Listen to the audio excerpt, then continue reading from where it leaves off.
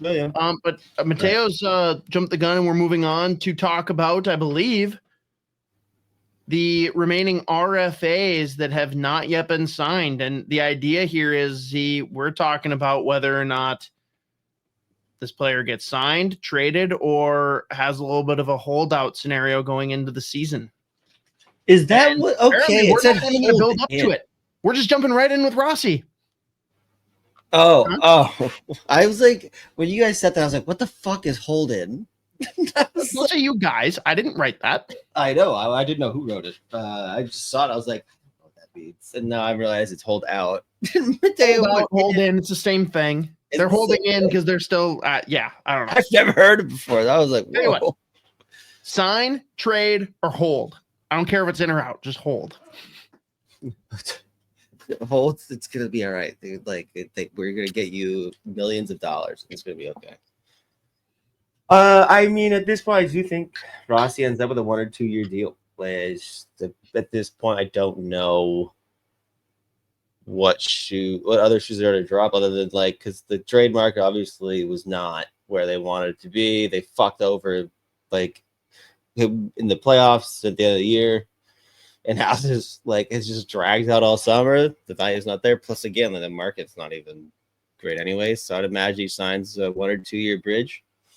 And we'll see what the year looks like, but I don't know. I just can't believe that we're here with it still somehow. But I guess I should have known that it wouldn't be a simple one. Yeah, I genuinely have no idea what to think with him. And I feel like I'm the last person people want to hear an opinion from because there's immense levels of bias. So I'm just sad that today we got an announcement about Bubble Toes instead of Marco. So unfortunate.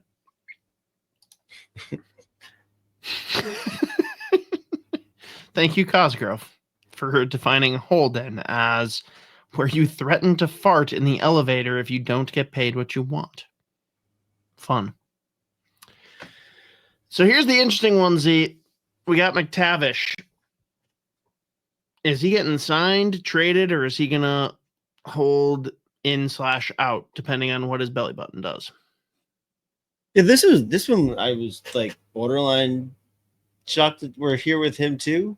Very weird. I mean, especially the second weirdest of the group of 5. Right. I mean, if they could somehow, if the Wild weren't interested in Rossi and the player that they were looking to somehow end up would be basically McTavish, I'm like, okay, let's talk. But I mean, I think there was some rumors floating out today about potential trades. The Red Wings were in pretty heavy, I guess. I don't know. The thing that's so weird to me is he's such a Verbeek type player. He's just an absolute bulldog. He can score. Obviously, got solid upside, and he's gotten better every year. The point total has gone up every year. Even he was one of the surprises to make the team out of camp, and I think they played him 8 games, and he still looked really good at those 8 games. Plays in the back, and he probably could have just played the full season his first year, but obviously it didn't go that way. This one I really can't believe that there's no contract unless he wants out, or I don't know, they're looking to bring in some of the other guys they drafted the last couple of years. Although that being said, with Verbeek, as you look at some of the players they drafted, this is the ideal young player for them. But I don't know. This is a weird one. Is he though? That's my I was very shocked to hear that there was any kind of hang up here. Mm-hmm. But then you stop and think, look at their center depth. What is their plan going forward? Gotta imagine one of your top draft sons in the past couple of years is their 1C of the future, correct? Mm-hmm. Leo Carlson? Yep. So, do you want to be this young, and do you want to have McTavish be your 2C, or do you want to move him to the wing? Do you want Terry to be your 2C? Do you have someone else that you've drafted, like a Roger McQueen, that you think is going to be your 2C? you just start asking the questions kind of like we're seeing in Minnesota with Rossi. It's not a matter of, is Rossi good enough to be an NHL center? Like, anyone that questions that is an idiot. Sorry if you're in that camp. It's what's the fit when we're trying to actually compete and contend. And it's got nothing to do with McTavish's abilities. It's just, where does he fit? And if they think their 1-2 in some order is McQueen Carlson, I don't imagine you have McTavish slated for your 3C. Like, that's the only reason I can kind of see it. I don't agree with it, but I can at least see that if that's what Verbeek is rolling through for his thought process, maybe McTavish is a guy that you move because you can get a really good return for him versus paying him good money. But I would prefer, if the Wild aren't going to keep Rossi and they're not going to keep some kind of trade that involves Rossi for McTavish, I can get on board with. That'll make me feel way less shitty about Rossi leaving. I'm still not going to feel good about it, but I can be convinced. I mean, yeah, I still think, even with all that stipulated, like, it's a lot of eggs for them to put in the basket of those young guys. Like, I'm trying to talk myself into understanding it. Yeah, no, I don't think it makes sense. Like, I just think, like, also, if you need McTavish to play the wing, he can play the wing. Like, he could just be a fucking, like, power forward from the wing, too. Like, he's just shown that he is a very good NHL player on a really shitty hockey team. He's been playing top six for a couple of years. He played it mostly center last year. I think he only played a few games at wing, but he can play wing. He has played it before. Even, like, Leo Carlson could play wing. Like, that, there are more than enough options. And plus, if you want to sign him to a contract and, like, still deal at some point, unless whatever, he's not signing anything without a bunch of no move, no trade, whatever. That's still an option too. But, like, we don't really know when McQueen's gonna be able to come in and help you in your top six anyways. So I don't know. To me, this one's just, like, kind of mind blowing that it's not done yet, and there has been as many hangups as there has been. Are there rumors of what he's asking for, or, like, what the holdup is, or is it just they're not agreeing? Because, like, Rossi, we know what he wants and what they're offering. Do we know what the McTavish situation is? Don't know. I don't know a Ned. Oh, Ed.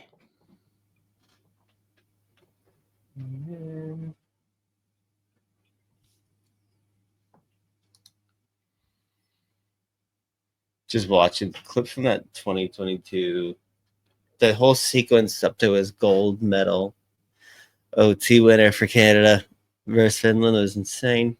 Or, well, he didn't score, but the goal line save. Anyways, yeah, this one I don't get it. I think I don't even. It sounds like he's getting traded, which mind blowing. But here we are. Get him, Billy. Get him. All right, here's number one. I guess, like, it's surprising, but it's also like, whatever. We know this is going to happen. How funny would it be, though, if he just got traded to Vancouver?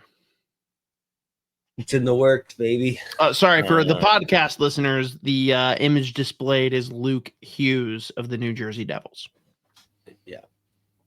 Yeah, another one. Don't get it at all. Like, how? I mean, I imagine that it gets done. Obviously, like. But the question again is, what's he asking for? Why is it like? Why is it nothing being like? And this is literally fucking Rutherford doing the tampering of all tampering. Like, just being a prick. Like, somehow has this held up. It's insane to me that we're here with him. I would imagine he ends up signing a big ticket, but at this point, maybe he doesn't, because this is like, I mean, we are in August. I just, like, don't really, like, these three. I just don't understand how it even doesn't, like, how this doesn't get done immediately. I don't know. I think it's hang on, young studs. They should be done. The trade is 2 for 2. Pedersen for Hughes. Oh, The trade is 2 for 2. Pettersson for Hughes.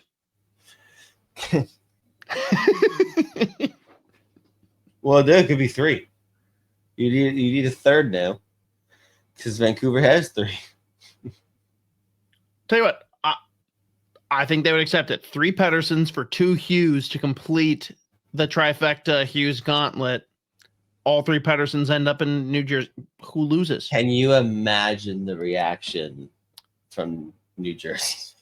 It'd be bad. All 3 of their plugged-in fans would be furious. For 2 fucking alive Petterssons and a Marcus, that's insane. Although Wyshynski's reaction would be worth it. That's true.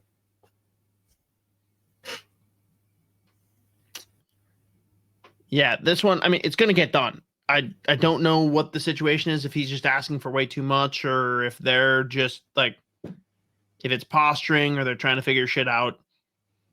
I do think, I don't know, am I overblowing it because I have not watched nearly as much New Jersey Devils as others have? He's been good. Has he been like great? Has he been what he's been billed to be? Do you think? He's been excellent. Huh? Like, he's been really fucking good, yeah. He's been that good, though? Well, how? Like, to the point where this contract dispute makes sense? I don't know what the fuck. I haven't seen anything about what they've offered or what they haven't offered. Yeah, that's the problem. I wish I knew the numbers so I could understand if it made sense, but I'm just like sitting here like, he's good. Every team wants him, but like, is he that good? I just don't know. Yeah, I it's think not even a matter of is he that good. It's has he done it? Mm-hmm. Yeah, I mean, especially offensively, put up the same like point totals as Brock that year. I think last year too, actually. But is which brother? I said Brock. He put up the same offensive numbers as Brock Faber. Oh, right. But he's supposed to put up offensive numbers, and Brock Faber isn't. Right. I'm not giving him 9.5. So I'm telling you. But like, right. Okay. If he signed for 8, I'd be like, yeah, that makes sense. I would understand it based on potential, not based on what's been proven. Would you agree? Sure. Yeah. I mean, no, I'm not trying to fight here. I'm like genuinely curious what you think, because do I think that he could absolutely in the next year or two prove to be like a bargain, just like his brother at an $8 million AAV? Yes. Do I think what he's done so far says he's an $8 million AAV player? Not necessarily. Mm-hmm. Yeah, I mean, it's for like any player that's played fewer than 3 or 4 years in the league, you can't. Obviously, if you set a big ticket, that's totally what the future is going to be in there right now. But like even right now, he's been a stud.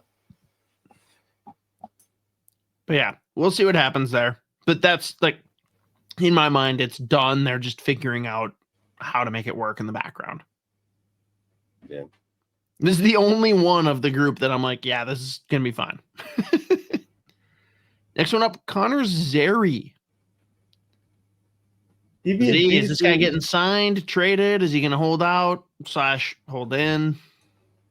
I can't. The hold in, I just can't get. But I don't think I can support this. I'm not going to get behind it. I've never heard it before, and I don't like change. I say as we are an hour and a half into our change start time. Holding hands. Yeah, I would imagine he signs a decent little short-term ticket. Actually, I mean, I don't even know what Flames contract situation looks like right now, the cap space, but decent player.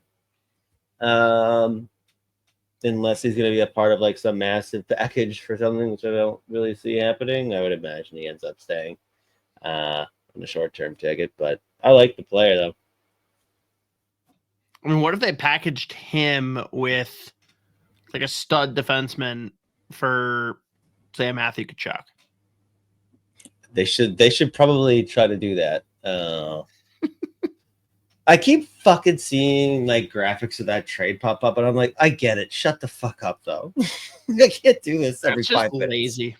It really is. Like, it really is. If you're just gonna continue doing this to us. I will admit, when it happened, I'm like, holy shit, that's a lot for Matthew Tkachuk. He's the best player in the deal, but holy shit, that's a lot to give up.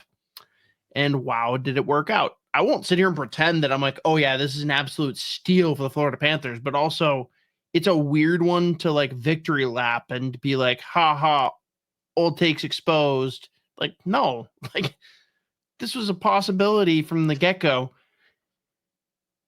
Is it a bummer that Huberdeau has very much not delivered? And granted, he was better last year, but it certainly doesn't help that he's making buku bucks and not exactly living up to it. Yeah. It's way less about what Tkachuk has done than it is what Huberdeau has not done. Right. Yeah. I mean, and just what the Panthers as a whole, like, in how obviously he was the focal point of that team for a lot of reasons, but I mean, what they've done since he's got there is fucking insane. Like, it's like they can't stop going to the Stanley Cup. I mean, how many games has he even played? Got hurt last couple of years, but no, I will say he is right now. I don't think it's a stretch to say that he is the most influential player in hockey. Mm-hmm. He is. Mm-hmm. He got his out of shape dad on the cover of the special edition video game. So like, yeah, that's fair. That's fair. I do love that they had Big Walt sit down and literally rate both boys for all the different skills categories for the game. Like, what would you give each of them for this? And he ranked all of them. Very funny.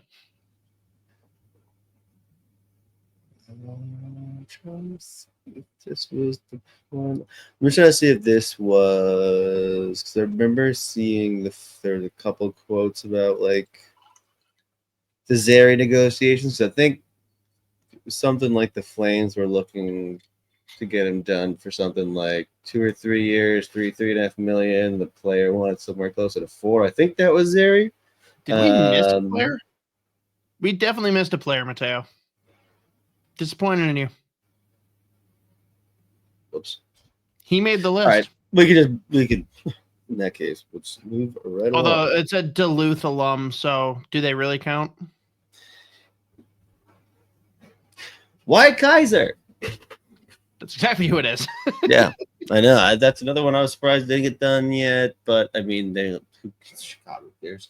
There you go. It's Duluth, Chicago. Fucking man. Is he real?